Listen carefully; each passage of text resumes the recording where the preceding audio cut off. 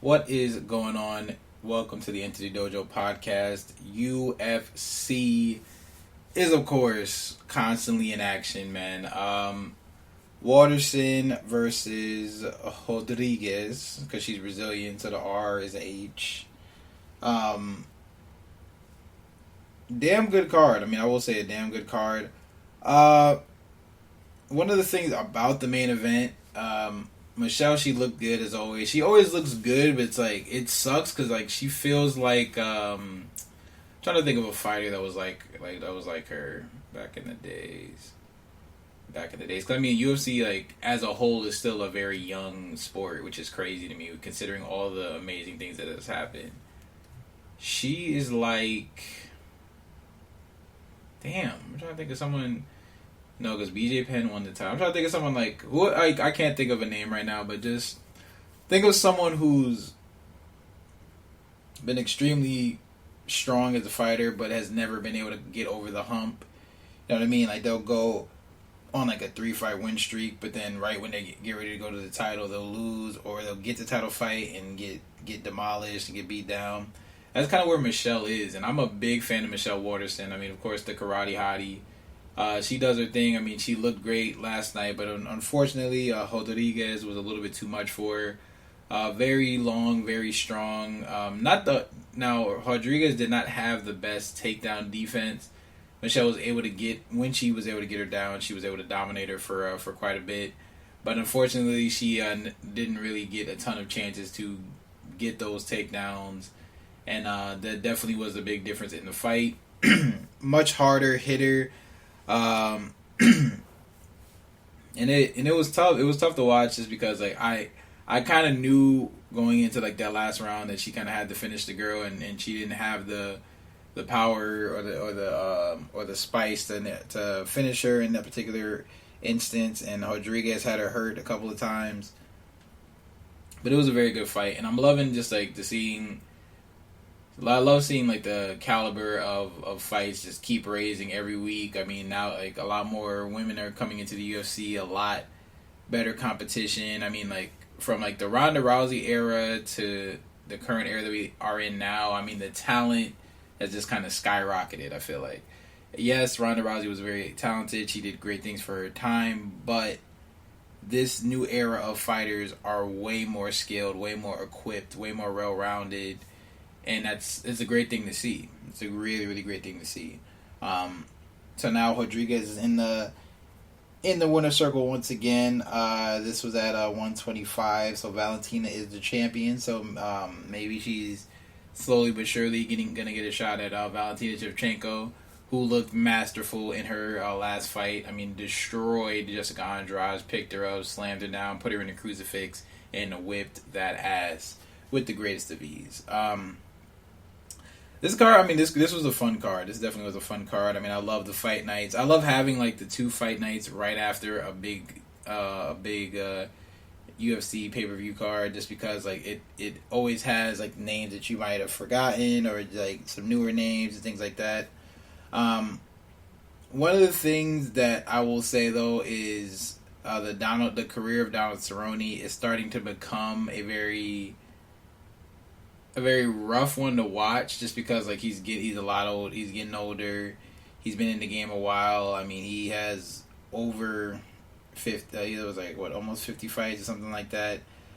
He's getting close to 40. He's 38, 39, around that age, and he'll have like he had a draw. I think back-to-back losses. Like it's been rough, and he's kind of become that like kind of like gatekeeper type to where, and I hate to refer to him as that, but he's kind of become like that gatekeeper type of, okay, well, if you're a new guy in the UFC and you want to make a name for yourself, beat up Donald Cerrone, knock him out, and then you'll get a top 10 guy, or you'll get a top 5 guy, etc., etc. And it sucks because like now he's on like the downside of his career, and that's when you really see like the deterioration start. From in the ring to outside of the ring to like years later when he's like 50, 60, and you have like the effect of just slow speech and all these other things. It's rough. I mean, it's rough. It's rough because like the fight game itself is just it's the hurt business. I mean, you're in this business to hurt and get hurt. I mean, that it is what it is. I mean, from Israel Adesanya when he was knocked out in his kickboxing career. Wonderboy Thompson was knocked out. You got guys like Tim Sylvia got their arm snapped. I mean, Nogueira got his shoulder snapped. People messing with their knees. We had the infamous Chris Weidman leg break. I mean, it's the hurt business. I mean, and and this is definitely a topic I want to tackle. I would love to bring some fighters in and just tackle on a holistic, like in a more holistic way, just because like it takes a certain type of individual to fight professionally and to fight for years professionally. Like you have to be built different. You know what I'm saying? Like I'll meet tons of people that will spar with me, that will see me move, see me kick, and like, man, you would be like, you were really good. That you could be a good fighter. I have the skill. And I'm not even trying to toot my own horn. I have the skill, I have the abilities, but I am not built for a fighter's lifestyle. If the world was different and I didn't have the opportunities that I had and I wasn't afforded the ability to go to school and the avenue that I had to pursue stunts and all these other things, I probably would have fought for a living. Just because like I was always very good at it, but if I knew that I had to feed myself, and that was the only way I knew to feed myself, then it would be very different. But I was always a kid, and even now as an adult, I was always a person that always had other options. You know what I mean? And when you're a person that has other options, you should not be fighting. I'm just being honest with you, because you're not fighting in that survival mode. You know what I'm saying? Like you're fighting to win, you're fighting to delay, and that's all fine and dandy, but you got this freaking savage across from you that's trying to take your head off. Like if a person says, I think I want to get into fighting, they don't need to be fighting. And that's just real talk. If you say, okay, well I've always dreamt of being a fighter, I want to be a world champion, I don't care what it takes, and you seriously mean that, then you should definitely pursue it. Pursue whatever you feel that you believe you'll be amazing at. But I just say that to say some people are not built for fighting. Some people are built for it.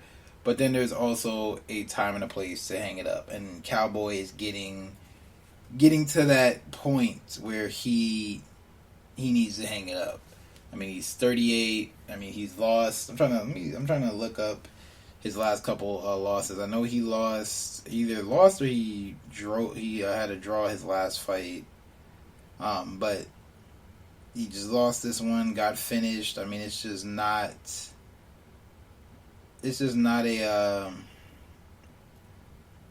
fun thing to watch, just because like I've seen Cowboy like years and years and years in the game doing his thing, and now he's again on the downside of his career, and it seems like he's just holding on for something, and I'm not sure what it is. You know what I'm saying?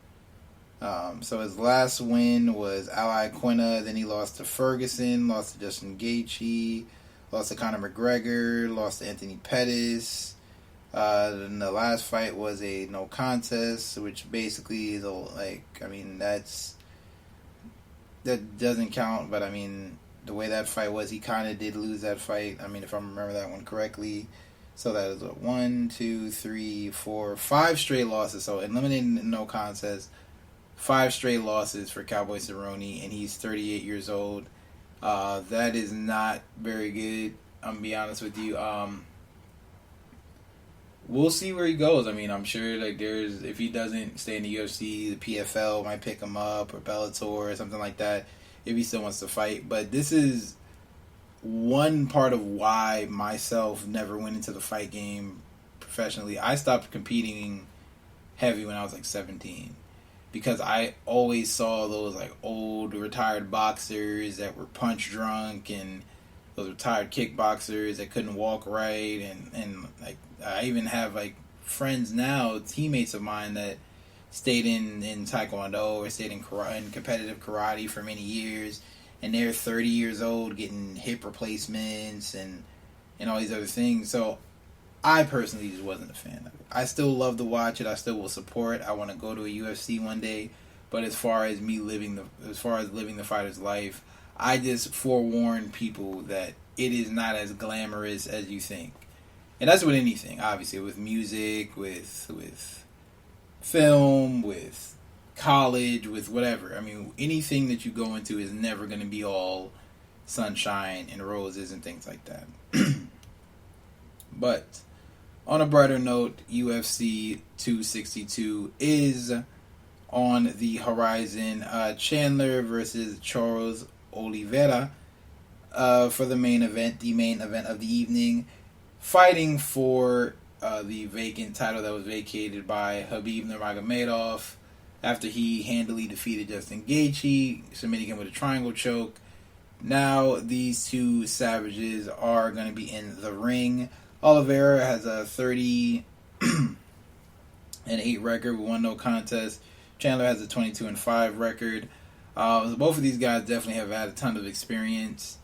And I'm a person that really, really thinks that Chandler deserves to be here. I mean, he spent, 10, 15 years, or however many years fighting outside of the UFC, fighting in Bellator. I think he fought in one at some point. But, I mean, just laying the groundwork for his amazing career. I mean, and it's not fair to force this guy to wait, 6 fights in when he has 20-plus professional fights. So it's definitely a very, very good thing that he's, I guess, jumping the line, but not really. I mean, he freaking smashed Dan Hooker. He said yes. The dude keeps saying yes. So, I mean, if you keep saying yes, you don't get caught with PEDs, you're not doing anything suspect, you're not giving them the runaround when it comes to scheduling fights, you're going to be the one that gets booked for the fights at the end of the day. So people can complain. They called them. He responded. He's in the card. It's going to be interesting. Oliveira, exceptional jiu-jitsu practitioner. I mean, this dude is just looking for limbs, looking for necks to snap, looking for arms to tap, arms to break. It's going to be a tough one for Chandler. I would give the nod to Chandler just because I think it would be a dope story of guy coming in from Bellator. I guess he's invading the UFC somewhat, but a guy that just put in the work, fought super hard, and is able to beat the odds and win the UFC World Championship at 155 pounds definitely would be great. Oliveira is no slouch. I would say that it would probably, if Chandler wins, I would guess it would probably be first or second round knockout, just because that dude has such heavy hands. If Oliveira wins, I would probably say third round submission. Of what, I'm not sure. Maybe armbar. I mean, he has a freaking arsenal of stuff, so I'm not quite sure what he will bring out, but I definitely think that it's going to be a war. I don't think that, even if it's a quick finish, I wouldn't consider it a bad thing, just because these are two amazing guys that can end the fight in an instant. One with the hands, one with the chokes, with that amazing jiu-jitsu. I mean, Oliveira is a monster on the ground. We saw what he was doing to Tony Ferguson's arm in their fight. So I'm interested to see that. Tony Ferguson is fighting in the co-main event of the evening versus Beneil Dariush. Ferguson he's another one where he is really getting to the point where he's gonna have to make some big jumps. I mean, he's 37 years old, almost 38. He needs to really have a big win this coming weekend. If not, he's going to be in some deep stuff, just because, I mean, he lost to Gaethje in dominating fashion. He got destroyed. I mean, the only round you can give him is round 2, where he knocked him down with that uppercut. Charles Oliveira fucking smashed him, almost broke his arm. So it was just looked like it was easy work for Oliveira. And now the whole Khabib fight, I mean, that just sounds like a funny joke at this point, because he keeps losing.